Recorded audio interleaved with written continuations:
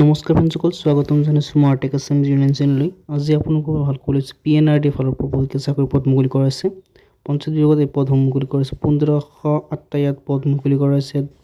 যোগ্যতা লাগিব graduate pass কৰাসকলে ইয়াত এপ্লাই কৰিব পাৰিব। বয়স আপোনাৰ 18+ হ'ব লাগিব, তেতিয়া এপ্লাই কৰিব পাৰিব। কেনেকৈ এপ্লাই কৰিব সম্পূৰ্ণ প্ৰচেছ ভিডিঅ'ত জনাই দিম। ভিডিঅ' স্কিপ নকৰি শেষলৈ চাব ভিডিঅ'খন আগবঢ়াব।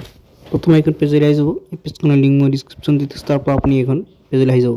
ইয়াত আপোনাক দেখা পাইছে গ্ৰাম ৰাজঘৰ সহায়ক নেমা পষ্ট দেখা পাইছে 464 পদ ইয়াত মুকলি কৰা হৈছে। আপুনি মান্থলি ইয়াতে পাব 15,000 চেলাৰী লাভ কৰিব। ইয়াত দেখা পাইছে আপোনাৰ বয়স লাগিব 18 পৰা 40 বছৰ, তেতিয়া এপ্লাই কৰিব পাৰিব।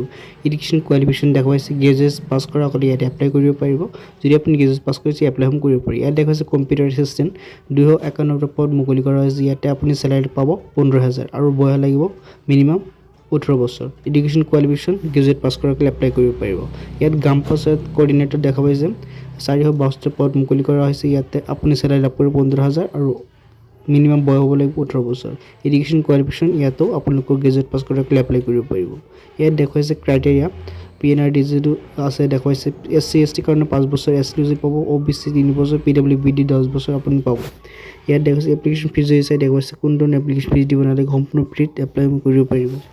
সিলেকশ্যন প্ৰচেছ যদি চাই দেখুৱাইছে দ্য কেণ্ডিডেট হুৱেৰ এপ্লিকেশ্যন আৰু ৰিটেন এক্সাম দিব লাগিব আৰু আপোনালোকৰ ডকুমেণ্ট ভেৰিফিকেশ্যন হ'ব।